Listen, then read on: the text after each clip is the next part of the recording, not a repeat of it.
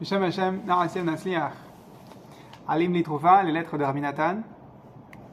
On est Parashat Bo, et comme Rabbi Nathan, qui était à Parashat Bo un mercredi, quand il a écrit cette lettre numéro 100, Kouf, à son fils, semble-t-il Rabbi Yitzhak. Et comme on l'a appris récemment, on va ouvrir avec un shvar de Rabbeinu, parce que Rabbeinu dit que pour que les paroles soient écoutées, que mon propre cœur écoute les paroles qu'on va étudier, Bezrat Hashem, pour commencer, alors il faut d'abord faire un shvar au tzadikim.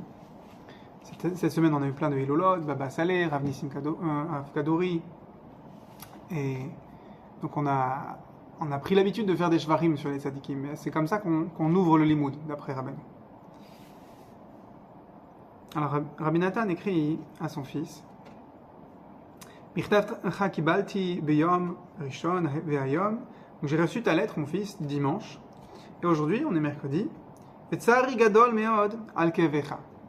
Et ma peine, ma souffrance est très grande sur ta peine à toi. Ça veut dire qu'il a de l'empathie pour son fils. Hashem Yitbarach yirapaecha mehera. Et donc on voit comment Rabbi Nathan, il exprime de l'empathie pour son fils. Comment est-ce que Rabbeinu, il exprimait de l'empathie? Eh bien, une fois Rabbeinu a voulu promettre à ses élèves qu'il allait s'occuper d'eux, même quand ils seraient enterrés, quand ils seraient dans le Olam Haemet. Il leur a dit: vous savez que c'est pas très fréquent que des tzadikim viennent intervenir Olam Hazé, dans ce monde-ci, alors qu'ils sont déjà partis dans le monde futur. Il y a des histoires comme ça, où on voit des tzadikim qui sont intervenus, qui sont venus en rêve, ou qui ont... Mais c'est pas aussi fréquent que le nombre, Baruch Hashem, croissant de tzadikim dans le Ham Israël. Alors Rabbeinu, il leur demande comment ça se fait qu'on n'en ait pas plus. Il leur répond: sachez que le Gan Eden est un endroit dont on ne revient pas. Pourquoi? Parce que le kiff du Gan Eden, il est tellement fort qu'il nous fait oublier le Olam Hazé. Mais Rabbeinu dit: moi, mon kiff, c'est de m'occuper d'un autre juif. Quand je m'occupe d'un Ben Israël, quand je réalise Ahavat Israël, alors pour moi, c'est un kiff qui est plus grand que tous les plaisirs du Gan Eden.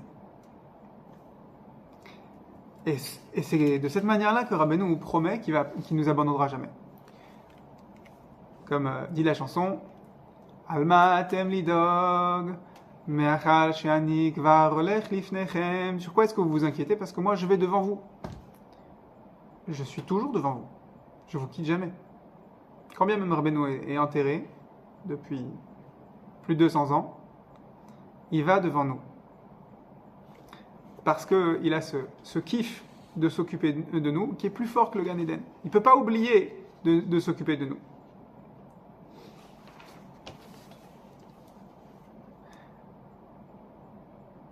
Maintenant, on voit que Rabbi Nathan, toujours dans son style,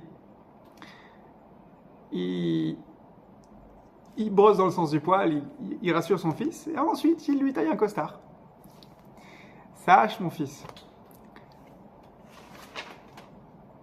Hashem Yitbarach yassir me'alenu ou me'al kol Israël, que Hashem enlève de nous tout et de tout Israël, kol ha'mechovim, toutes les souffrances, et kol ha'mechushim, et tous les désagréments. Quelqu'un qui se sent pas bien sans déclarer qu'il soit malade, il dit: Ani mechouch, j'ai même pas un rhume, je me sens pas bien. Même ça, Rabbi Nathan prie dans sa lettre en ouverture à la lettre à son fils, que Hachem nous enlève kol ha'mechushim, même tous les petits désagréments. Begashmiut ou veruchaniut, le physique et spirituel. Venizke lashuv elav yitbarach al yedei kol hakrozim vermazim. Et qu'on mérite de faire la tchouva vers Hachem. On va voir ce qu'il veut dire par là. Mais là, on voit que Rabbi Nathan, rien qu'il fait on va dire, un accusé-réception de la peine que son fils exprimait dans son lettre précédente, il fait toute une liste il encadre depuis les pires douleurs jusqu'aux plus petits désagréments, dans tous les domaines spirituels et matériels. Il encadre tout dans sa prière. Et là, c'est un principe que Rabbeinu a enseigné, que Rabbi Nathan s'est efforcé de développer dans les Likutei Halachot, et dans les Likutei Tfilot, et dans les lettres à son fils. Quand tu pries pour quelque chose, tu dois prier sur tous les détails de ce sur quoi tu pries. Par exemple, Rav Arush, il écrit ça explicitement dans le Gan HaShalom, dans le Jardin de la Paix, sur le Shalom Bayit pour les hommes. Avant ton mariage, et avant même de conclure avec qui tu vas te marier, prie sur tous les détails de ta vie après le mariage. Prie sur le jour du mariage lui-même. Parce que une fois que le mariage sera fait, alors ce sera une autre paire de manches. Mon Rav chez Yirye, Rav Zawi, m'avait dit avant le mariage, sache que avant le mariage, ton projet de mariage, c'est comme de la lave en fusion. C'est pas très compliqué de la former, la forger, à part que c'est chaud, mais ça bouge, c'est mou. Alors qu'une fois que c'est refroidi, il va falloir te lever de bonne heure pour aller sculpter de la roche volcanique refroidie. C'est une autre paire de manches. On peut encore sculpter par la prière, une fois que le mariage est fait. Mais c'est beaucoup plus d'efforts. Il y a le Maasé qui est connu, je crois, de l'Agmara, qui raconte l'histoire d'un homme qui voyageait dans le désert et il avait du mal à porter ses bagages. Alors il dit, Hachem, je t'en supplie, aide-moi à porter mes bagages. Envoie-moi un âne pour porter mes bagages. Et c'est tout. Il a prié comme ça. Il était très honnête, donc Hachem l'a exaucé. Karov Adonai lechol koreav, lechol asher yikראו be'emet. Hachem, il exauce ceux qui l'appellent véritablement. Et là, il y a un seigneur qui passe, et l'ânesse du seigneur vient de mettre à bas un ânon, un bébé âne. Et le Seigneur ordonne à notre voyageur de récupérer l'ânon. Il lui dit, tu vas veiller sur mon ânon, je te l'ordonne, sinon... Alors le voyageur a bien compris la leçon. J'ai bien prié, Hachem m'a exaucé. Juste, moi, j'ai pas précisé que je voulais un âne fort pour porter mes bagages. Il a dit, Hachem, j'en ai marre de porter mes bagages, je veux un âne. Mais Hachem, il kiffe chaque mot de la prière. Donc, nous, on doit donner du kiff à Hachem. Kaviachol, comme dit le Baal Shem Tov, on doit donner parnassa à Hachem. C'est quoi la parnassa d'Hachem? C'est le kiff de chaque mot de notre prière. Et retirer un mot, surtout un mot avec lequel on pourrait insuffler beaucoup de kavana, parce qu'on en a besoin. On a besoin d'un âne pour porter nos bagages quand on est dans le désert avec des valises. Alors, c'est une parnassa chère à Hachem. Mais Rabbi Nathan, il va insérer dans sa lettre une autre perle, précieuse et en même temps piquante à son fils. Nizge lashuv elav yitbarach al yedei kol hakruzim ve'haramazim. Que nous méritions de faire tchouva vers Hachem grâce à tous les appels et les clins d'œil et les allusions. Des fois, Hachem va donner à l'homme des kruzim, des appels avec un mégaphone. Hachem nous appelle. Et des fois, il nous fait des clins d'œil plus discrets, peut-être plus difficiles à lire. Shehu miramez lanu bechol et. Parce que Hachem nous envoie des allusions à chaque instant. Ben betivo, ben beiko. Rahman al-Islam. Que ce soit par le moyen de choses agréables ou désagréables, qu'Hachem préserve. Mais il y a toujours, à chaque instant, il y a des allusions. Ki azman oler vesoer, oler veome, umishbere verale hayam, homim umarishim uvitnasim, al kol echad bechol yom. Le monde, il est comme une tempête, comme une mer déchaînée. Et les vagues de cette tempête en pleine mer font un vacarme et menacent chaque personne chaque jour. Et malgré qu'on soit dans une tempête, Hachem, il est toujours avec nous, toujours à notre aide. C'est quoi l'aide d'Hachem? Avant tout, c'est les clins d'œil. Les clins d'œil d'Hachem qui nous montrent comment faire teshuva. Et donc, surtout quand on a des problèmes de santé, des désagréments spirituels et matériels, évidemment que c'est chargé de clins d'œil qu'Hachem veut nous donner. Rav Arush a battu en long et en large comment comprendre les clins d'œil d'Hachem. Il appelle ça le 1, 2, 3 de la Emouna. Il dit, la Emouna, elle se résume en 3 choses, 3 étapes. 1, tout vient d'Hachem. Kol min Hashamayim. Et des fois, on a des clins d'œil qui nous poussent vers, on va dire, cocher cette étape qu'on oublie de cocher. 2, tout est pour le bien. Et 3, c'est là où les rémazim ils sont importants. Le message qu'Hachem a caché dans le clin d'œil qu'il t'envoie à présent, ou dans l'appel avec un mégaphone qu'il t'envoie à présent, c'est « Mon fils, je t'aime et je veux te rapprocher à moi. Je veux qu'on soit collés dans une attention que je te porte. Donc, accepte l'attention que je te porte. Accepte l'affection que je te porte. » Et là, automatiquement, on va gagner un moteur pour faire teshuva.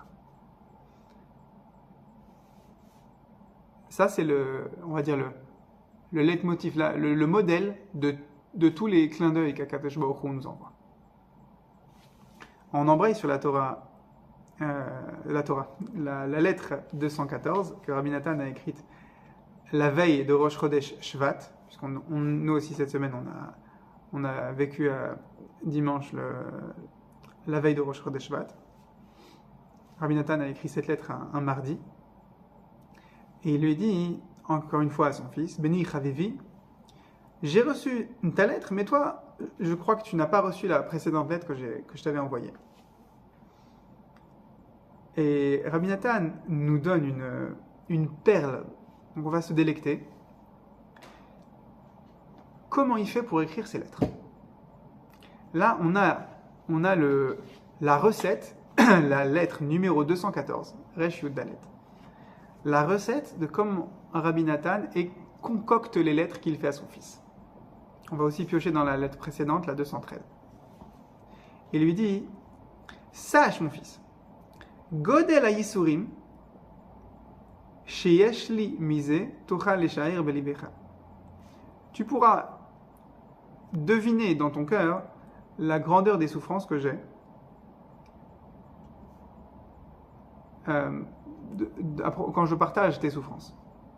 La peine que son fils lui délivrait dans sa précédente lettre. Il n'a pas fait mention de quoi il s'agissait ici. Et je ne sais pas quoi faire avec ton problème. Et la peine dont tu m'as fait part, ton problème actuel, sache que c'est pour moi une des plus grandes souffrances et que je dois m'efforcer à convertir en joie. C'est difficile pour moi de porter ta peine, tellement que j'ai du mal, je dois la transformer en simcha. Parce que sinon, ça va trop peser sur le cœur de Rabbi Nathan. Un leader, il n'a pas le droit d'être abattu par la peine des personnes dont il s'occupe. Parce que sinon, il ne peut plus s'occuper d'eux.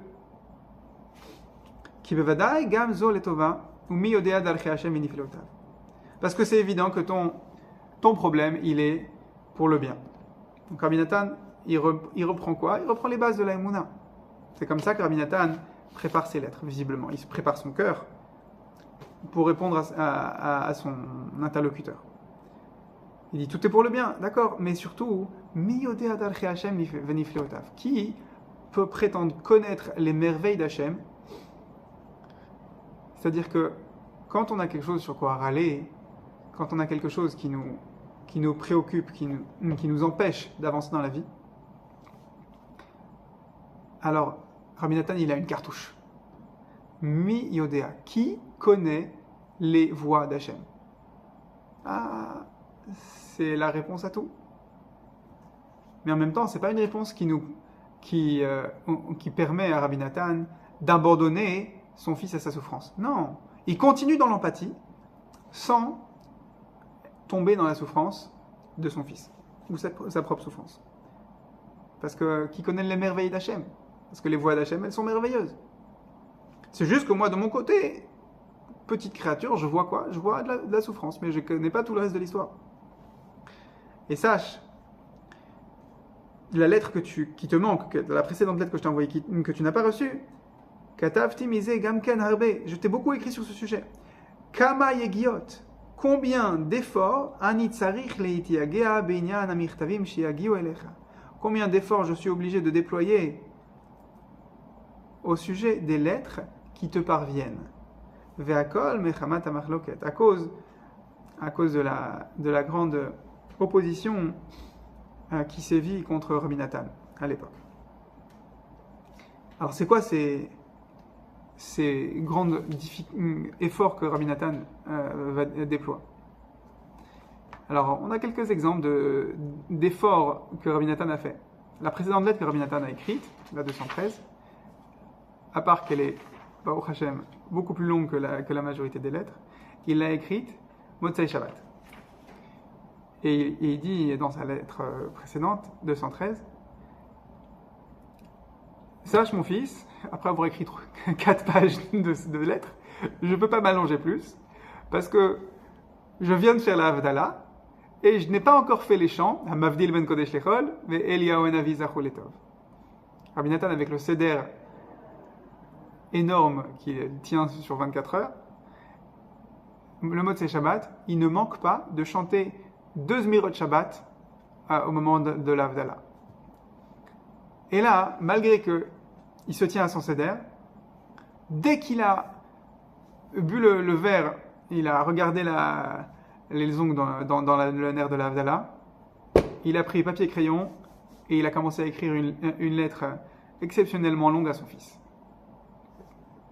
Alors qu'il y a certainement d'autres personnes qui attendent Rabbi Nathan Motzei Shabbat.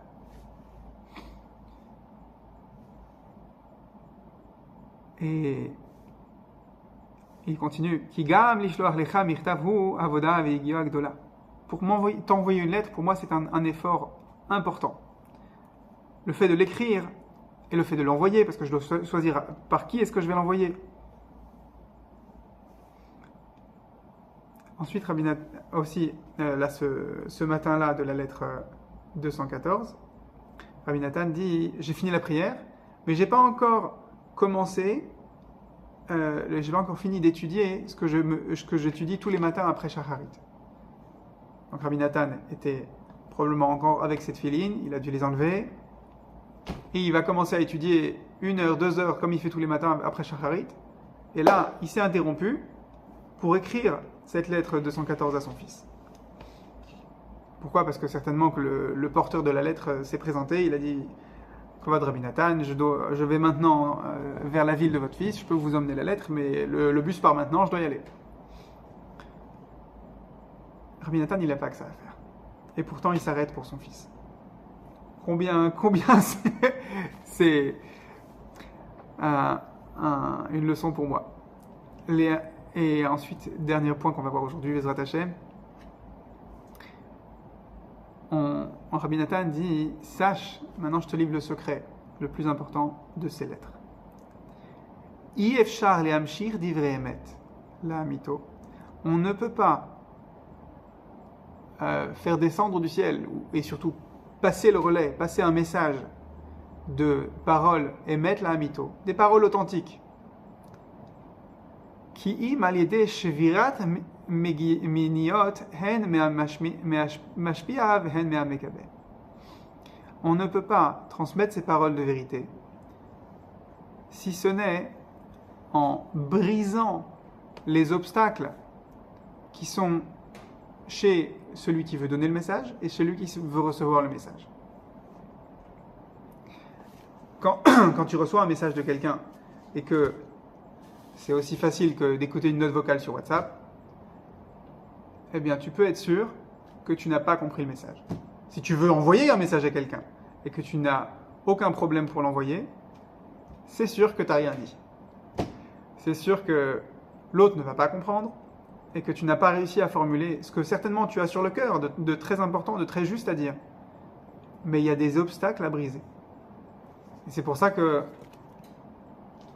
Rabbeinu s'est réjoui à propos du fait que une marloquette monumentale sévit contre lui et qu'il a vu que de nouvelles disputes, de nouvelles oppositions vont sévir contre Rabbi Nathan et ses élèves pendant un temps considérable, parce que c'est justement ça qui fait le creuset, comme l'esclavage des Béni Israël à la Yetziat Misraïm, qui a précédé la sortie, et même pendant les 40 années de sortie dans le désert. C'est cette opposition, tous ces obstacles qui font que le message à délivrer, il va réellement sortir du cœur de la personne qui veut le donner et il va réellement arriver dans le cœur de celui qui doit le recevoir. Donc, Hiratson Shinizke, quand on voit des difficultés, comme Rabbeinu en a rencontré, comme Rabbi Nathan en a rencontré, comme nous, probablement plus concernés par la paracha de Beau cette semaine, on doit se dire, c'est grâce à ces difficultés de communication que je vais réellement comprendre, ou je vais réellement faire passer le message que j'ai besoin de faire passer, ou recevoir le message d'Hachem que je veux recevoir. Hiratson Shinizke, pas de chercher des clins d'œil d'Hachem partout de manière perchée, mais de savoir qu'il y a des clins d'œil et d'accueillir les problèmes qui nous empêchent de les comprendre, parce que c'est grâce à ces difficultés-là qu'on va comprendre les clins d'œil d'Hachem.